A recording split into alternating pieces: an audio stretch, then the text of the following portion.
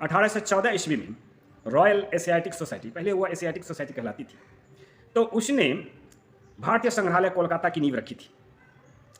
इस वर्ष भारतीय संग्रहालय कोलकाता का भ्रमण का अवसर प्राप्त हुआ और वहाँ मैंने मिस्री गैलरी के द्वार पर भव्य स्वरूप में एक स्फिंक्स, अर्ध मानव और अर्ध पशु स्वरूप में एक मूर्ति को मैंने देखा, पाषाण मूर्ति को देखा। उस पर शिलालेख उत्कीर्ण थी और दूसरी ओर हॉरस जो गरुड़ के रूप में विराजमान थे। दोनों द्वारपालों को मैंने देखा और जब उन शिलालेखों का मैंने इंडस वैली सिविलाइजेशन की लिपि, वैदिक नागलिंगा लिपि में संस्कृत भाषा में पठन किया तो मुझे एक सत्य जो आपके पाश्चात्य विद्वानों ने 200 वर्ष पूर्व घोषित की थी कि मिस्र की सभ्यता वास्तव में वैदिक परंपरा की वाहक रही है।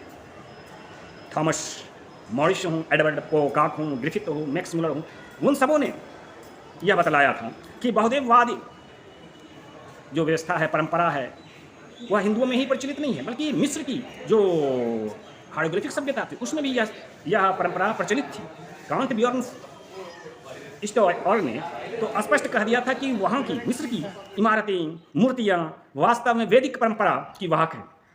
तो स्वाभाविक है भारत ही नहीं, मिस्र में भी आपके वैदिक सभ्यता संस्कृति फली फूली थी और वैदिक सभ्यता और संस्कृति की लिपि वैदिक लिपि ही होनी चाहिए, उसकी भाषा संस्कृति ही होनी चाहिए। तो एक प्रयास मैंने किया और उसका परिणाम मुझे यह बताकर खुशी होगी कि इंडस वैली सिविलाइजेशन की जो चकमक पत्थरों पे उत्कीर्ण लेख हैं, पुरालेख हैं, उनका भव्यतम स्वरूप में उत्कीर्णन मिस्र की पिरामिड पर उत्कीर्ण शिलालेखों पर हुआ है, जिसे अल्प ज्ञान के कारण या फिर जल्दबाजी में जियां सापल्यो फ्रांसवा ने, जो आपकी मिस्री हाइरोग्लिफिक लिपि का उद्घाटन माना जाता है जिनको, उन्होंने कह दिया कि यह जो है वास्तव में चित्रलिपि है। वास्तव में वह जो था वैदिक लिपि थी, वैदिक नागलिंगा लिपि थी, इंडस लिपि थी, प्राक ब्राह्मी लिपि थी, सप्त सिंधव लिपि थी।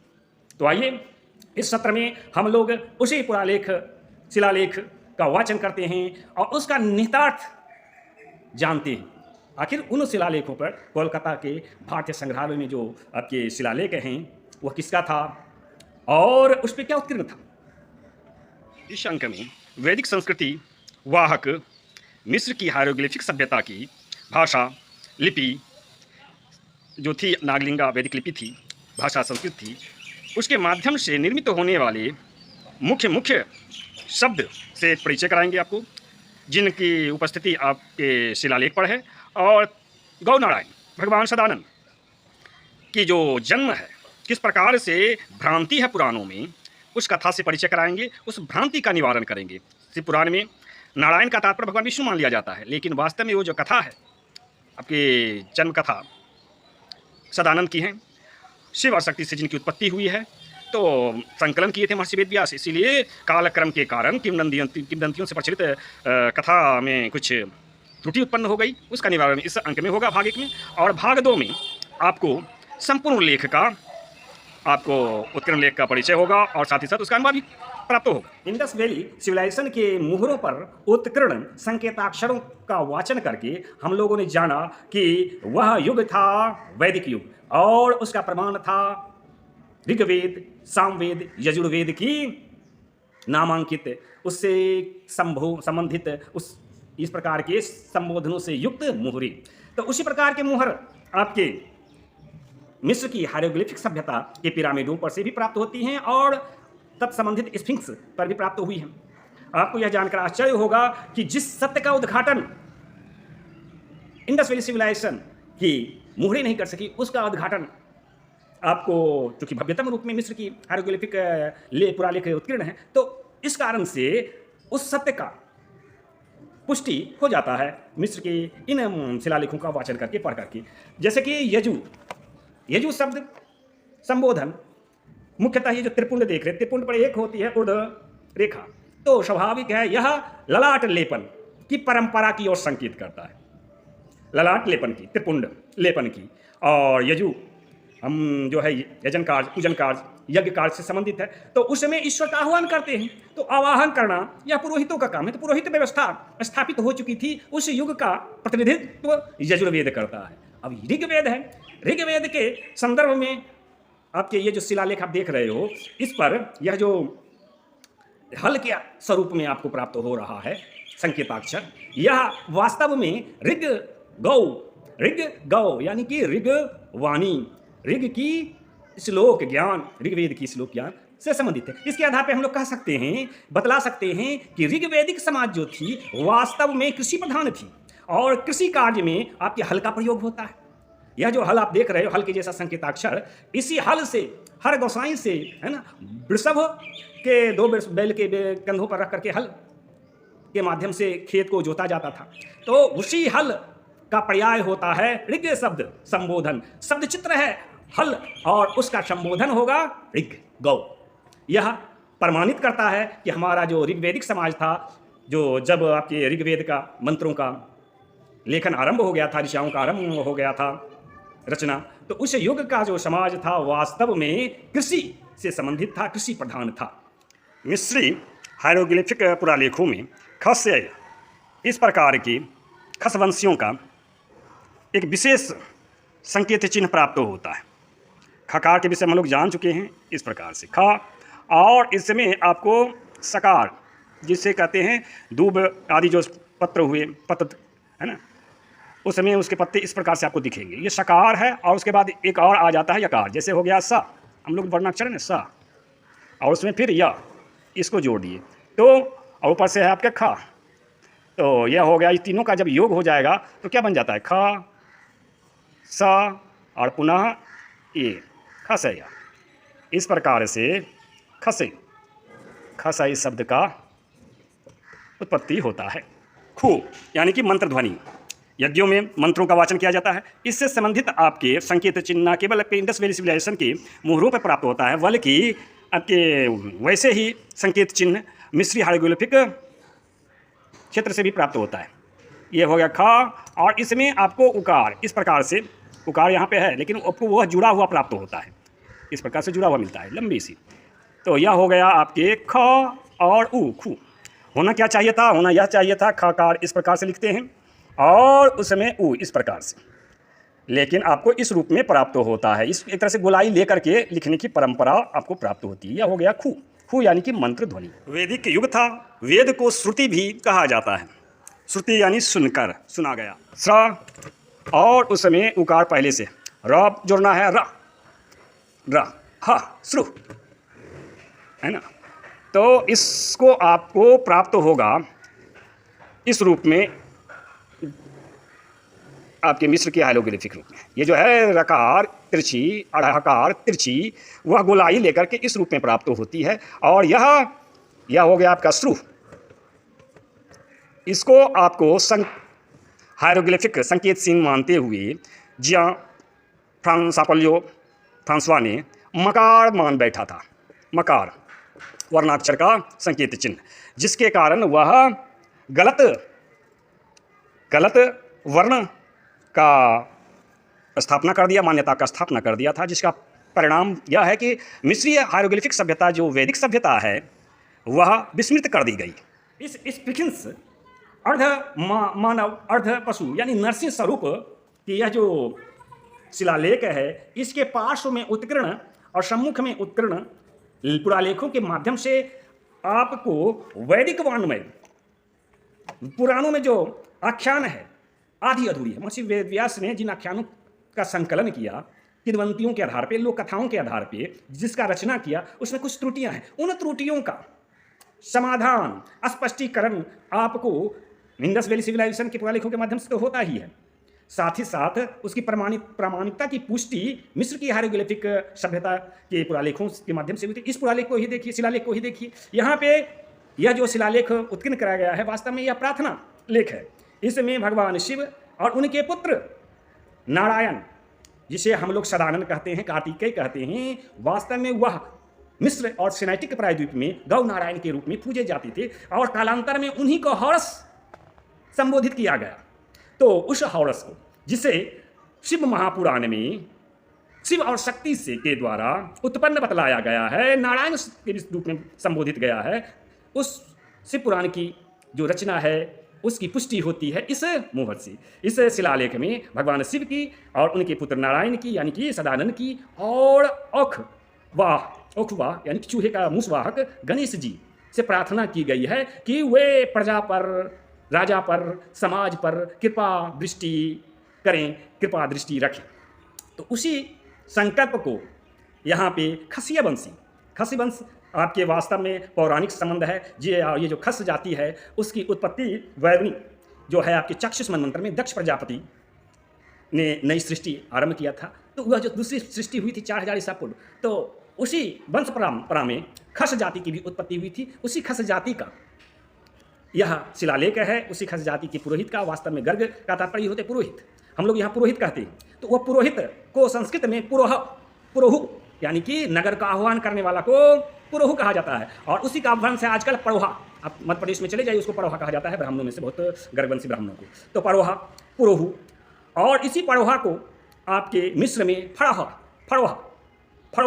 यानी कि महंत पुरोहित राजा के रूप में संबोधित किया जाता है। तो यह उन्हीं किसी फड़ोहा या परोहा का यह शिलालेख है, जिसका सूरत तो मनुष्य के जैसा है, लेकिन धर जो है आपका शेर के जैसा है।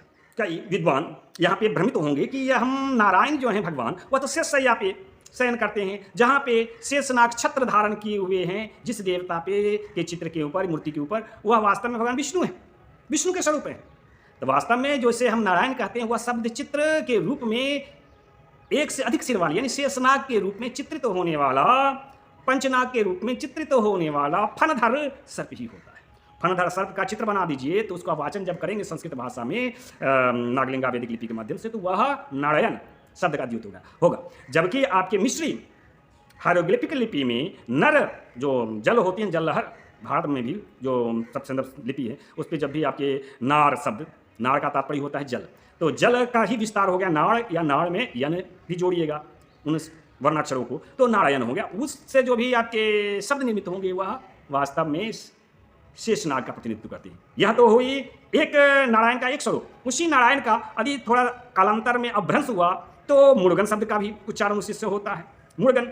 और मुर्गन कौन है? मुर्गन हो गया आपके वास्तव में कार्तिकेय, जिसे भगवान शिव और पार्वती का पुत्र बतलाया जाता है। वह जो थे वास्तव में मिश्र और सेनाटिक प्रायद्वीप के राजा थे, सडगन कहलाते थे, जिसे हम लोग सदानंद के रूप में जानते हैं। सूर्य षष्ठी व्रत के क्रम में उनकी पूजा भी होती है, क्योंकि 6 कृतिकाओं ने मिलकर के उनका पालन पोषण किया था। और आप जानते हो मिस्र में बड़े लंबे लंबे जो होते हैं पेपिरस के पौधे होते थे, जिसे आप कहते हो सरकंडा का पौधा, उसी कुल का। तो वहीं पे उनकी मतलब कही कि जन्म हुआ, पालन पोषण कृतिकाओं ने कहा। तो इसीलिए सूर्य षष्ठी के पर्व के समय 6 कृतिकाओं के साथ साथ सूर्य भगवान के रूप में आपके कार्तिकेय भगवान का भी पूजन होता है। इसीलिए जो मिस्री विद्वान हैं, मिस्र सभ्यता के विद्वान हैं, वे हॉर्स जो शब्द है उसका उच्चारण करते हुए क्या कहते हैं? कहते हैं आपके horse in the horizon. Horizon यानी क्षितिज, यानी कि सूर्य, रा, और ये रा, ये रे यानी किरण। बहुत उनको हरा खेत भी कहते हैं, हरा इम खेत, हर इम खेत, अखेत यानी क्षेत्र, शरीर क्षेत्र। हर यानी भगवान शिव, शिव से संबंधित क्षेत्र यानी शिव का अंशधर, शिव का अंशधर यानी औरस पुत्र, औरस। और कहीं पे हरा खेत को इस का पुत्र इस जो आपके औसिरस के पत्नी थी, उनका औसिरस और इसका पुत्र के रूप में उसको माना जाता है, सन ऑफ इस, इसीलिए इसको हरमखित इस रूप में भी बताया जाता है। तो वास्तव में ये जो इस थी कौन थी? अब जब शिव पुराण भारतीय पुराणों में वाचन करते हैं तो वह सुयसा जो है नंदी, भगवान शिव के वाहन, भगवान शिव का वाहन नंदी स्वयं में शिव का अवतार था, शिव स्वरूप था। इससे और उनकी पत्नी सुयसा को का ही अब सु हटा दीजिएगा तो ईसा हो जाएगा, ईसा। तो ईसा सुयसा का ही पर्याय है ईसा। और औसिरस यानी कि गायों का स्वामी। नंदी जो होता है बैल होता है, बैल कौन होता है? गायों का स्वामी होता है। तो औसिरस जो है नंदी का पर्याय है और सुयसा का पर्याय हो गया ईसा। तो उन दोनों का पुत्र हो गया हॉर्स पुत्र। तो इस प्रकार से पुराणों में भगवान नारायण स्वरूप, गौ नारायण स्वरूप सदानंद का जन्म की कथा प्राप्त होती है। लेकिन वास्तव में उसकी पुष्टि भारत की उत्खनन से प्राप्त मुहरों, संदर्भ सभ्यता के मुहरों से न होकर के मिस्र की सभ्यता की, सिनेटिक सभ्यता की मुहरों से, शिलालेखों से होती है। आज हम उसी सत्य को एक बार पुनः स्मरण करेंगे और यह जानेंगे किस प्रकार से वैदिक सभ्यता का विस्तार मिस्र की सभ्यता तक हुई, भव्यतम रूप में प्रकट हुई। वास्तव में पाश्चात्य विद्वानों ने जहाँ फ्रांसवा सांपल्यो के भ्रम के कारण आपको मिस्र की सभ्यता को और भारतीय इंडस वैली सिविलाइजेशन सभ्यता को भिन्न भिन्न मानती है। उस भ्रम का हम लोग इस सत्र में निवारण। शीर्षक है इस स्पीकन्स की गर्दन की उत्कीर्ण, उस पर आप देख रहे हो शीर्षक में आ है और यह चम्मच की तरह आपके वह आवा आ और वह आवा है ना, आकार आ और यह हो गया वह आवा। चम्मच जो है वकार का प्रतिनिधित्व। आवा यानी कि रक्षा करें, धातु पद है और बगल में है उकार, लंबी लाइन उकार यानी रक्षा करें ओंकार या रक्षा करें ऊ। आ वाह ऊ, यह हो गया इसका शीर्षक। और इस डब्बे में घेरे के अंदर आपकी क्या उत्कीर्ण है, उसमें उत्कीर्ण है ऊ ऊ ऊ, लंबी लंबी लाइन है और फिर एक चौकोर, ये देख रहे हैं, ये चौकोर जो है पकार का प्रतिनिधित्व करता है और इसके नीचे है फिर लंबी लंबी लाइन। यह हो गया ऊ ऊ, लंबी लंबी लाइन जो है ऊ ऊ ऊ का प्रतिनिधित्व करता है। पकार का प्रतिनिधित्व यह चौकोर आयताकार संकेताक्षर चिन्ह करता है और फिर लंबी लाइन का उकार प्रतिनिधित्व करता है। तो इसका अर्थ क्या हुआ? इसका अर्थ हुआ ऊ, दो शब्दों में जान सकते हैं। ऊ का तात्पर्य उकार भी और ओंकार भी होता है। ऊ यानी कि वो उधर, तो ओम ओंकार ओम, वो प का तात्पर्य होगा रक्षा करे, प धातु पद है पाही पाही, रक्षा करे। फिर दोबारा ओंकार वो। अब यहां पर प्रश्न है कि आखिर रक्षा कौन करे? तो बगल में साइड में दिया हुआ है आपका उर, उर लिखा हुआ है। कैसे उर लिखा है? एक लंबी लाइन है और यह मध्यम कोष्टक, कोष्टक 3 प्रकार के ब्रैकेट होते थे ना आपके गणित में, 3 प्रकार के ब्रैकेट, बड़ी ब्रैकेट, मंझली ब्रैकेट और छोटी ब्रैकेट। ये जो मंझली ब्रैकेट और उकार दोनों का योग हो गया तो हो गया उर, लंबी लाइन उकार का और ब्रैकेट मंझली हो गया रकार का। तो उर, उर किस लिए प्रतिष्ठा है? उर का तात्पर्य होता है ध्यान, उर का तात्पर्य हुआ ध्यान और चित्त। और उर एक स्थान का नाम है, बहुत प्रसिद्ध था आपके प्रागैतिहासिक काल में, वैदिक युग में। उर जो है मेसोपोटामिया में शिव मंदिर था। वर्तमान काल में वैद्यनाथ मंदिर होती है, वैद्यनाथ धाम की मंदिर चिता भूमि कहलाती है। उस युग में, वैदिक युग में चिता भूमि जो थी, चिता भूमि वह आपके मेसोपोटामिया की शिव मंदिर थी। तो उसी का ध्यान किया जा रहा है कि वो तो संपूर्ण, ये पहली पंक्ति क्या हो गया? वो ओंकार, वो रक्षा करे ओंकार, वह उड़ का शिव मंदिर। उड़ यानी कि उड़ का शिव मंदिर, यह हो गया आपके पहली पंक्ति। इस प्रकार से आपके 8 ब्रैकेट प्राप्त होते हैं और पंक्तियां लगभग 15 हो जाती। अब देखें, पहली पंक्ति तो हम लोग जान चुके हैं। अब दूसरी पंक्ति, यहां देखिए ए की तरह अल्फाबेट ए होती है रोमन में, उसी की जैसी संकेत चिन्ह है, लेकिन यह ए की जैसा इस तरह नहीं है, सीधे नहीं है, सीधे खड़ी नहीं है, बल्कि यह आपके क्षैतिज रूप में लिखी हुई, इस प्रकार से नहीं लिखी हुई, इस प्रकार से ना होकर के इस प्रकार से है। तो क्या होगा? अर्थ भी उसी अनुरूप होगा। आप जानते हो यह जो क्षैतिज लाइन होती है वो आकार का प्रतिनिधित्व करता है।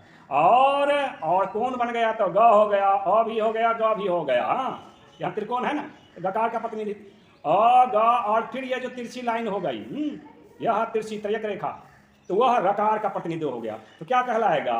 अ ग, और उसी के साथ जुड़ा हुआ है रकार यानी अग्र, अग्र यानी कि मुख्य, अग्र यानी मुख्य, प्रधान, पहला, यही अर्थ होगा संस्कृत में। और साइड में है गर्भ संकेताक्षर एक्स के रूप में, है ना, एक्स देख रहे हो, एक्स का बोल्ड लाइन में बनाया गया है, एक्स फॉर्म में है, ये देख लीजिए, है ना। तो यह क्या होगा? गर्ग का, गर्गा इस शब्द का वाचक होता है। गकार, इसमें है ग, र, ग, यह 4 वर्णाक्षरों के मेल से बना है। ग, गकार, रकार, गकार और फिर हकार, ये मिलके बना है गर्ग, यानी पुरोहित, मुख्य पुरोहित है। संस्कृत में जानते हैं हाथ जोड़ा जा सकता है। तो रक्षा किसकी करनी है? आपके पुरोहित की, मुख्य पुरोहित की, जिसका आपको यह मूर्ति है शिलालेख। भगवान शिव किस प्रकार से रक्षा करें, उस सत्य को भी इसमें रखा जा रहा है। नीचे की देखिए, ऊपर से नीचे पढ़ रहे हैं और बाएं से दाएं दिशाएं पढ़ रहे हैं, ऊपर से नीचे या दाएं से बाएं से दाएं। तो यहाँ पे है दकार, बोल्ड में लिखा हुआ ऐसा, क्योंकि शिलालेख पे लिखा है द, गोलाकार में। हम लोग दकार जो होती है इस प्रकार से ना, है ना, इस प्रकार से इसी को वलयाकार, जब शिलालेख पर लिखा गया तो वलयाकार लिख दिया गया, दकार, द, है ना। तो यह हो गया द और नीचे में आ, द, ददाती, द शब्द बना दा, दा दा धातु पद है संस्कृत का, तो दा मतलब दें। क्या दें? बगल में साइड में लिखा हुआ है सत दें। अब यह सत पर विवाद हो सकती है। सत का तात्पर्य तालब स्व वाला हो तो वह हो गया आपका सत यानी 100, और अगर दंत स्व वाली हो तो हो जाएगी वह, है ना, यह जो दंत स्व वाली माने तो वह हो जाएगी सत यानी पवित्र सुंदर।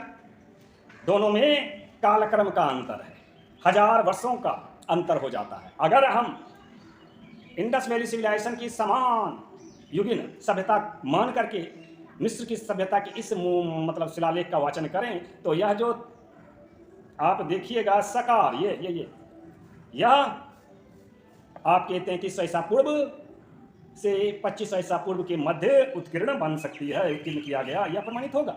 अगर इसको तालब सा माने तो यह आपके 2000 से लेकर के 1500 ईसा पूर्व की संभव है। तो यह आपकी मान्यता पे है, वैज्ञानिकों की मान्यता पर हम छोड़ते हैं और पढ़ते हैं इसको सत। सत के रूप में हो गया सुंदर, देह पवित्रता, सुंदरता, तप का अंश जो होता है पवित्र होता है, आशीर्वाद। और नीचे में लिखा हुआ है वही नारायण, क्या है? नारायण, नारायण, यह आपके इस तरह से है ना, ये नारायण, इसको कहते हैं नारायण या नाड़, नाड़ भी कह सकते हैं, नाड़ यानी जल, इसी का प्रतिनिधि। नाड़ यानी कि जल, अभिमंत्रित आशीर्वाद जब दिया जाता है, अभिषेक किया जाता है तो जल से ही किया जाता है ना। स्वस्ति वाचन किया जाता है तो जल छिड़का ही जाता है, तो उसी का यहाँ पर छिड़कें, अभिमंत्रित अभिषेक जल छिड़कें, दें पवित्र। और नीचे में आपका है एक तिरछी गुड्डक जैसा, इस प्रकार से। यह किसका पर्याय है? यह पर्याय है आपका द्रवन का। द्रवन यानी कि बहता हुआ जल, जलधारा, धारा, नदी का भी प्रतिनिधित्व करता है। दूसरी पंक्ति, दे पवित्रता, पवित्र जल, दे पवित्र जल, अभिमंत्रित जल, धारा, है ना। तो यह हो गया आशीर्वाद मांग रहे हैं, प्रार्थना लेख।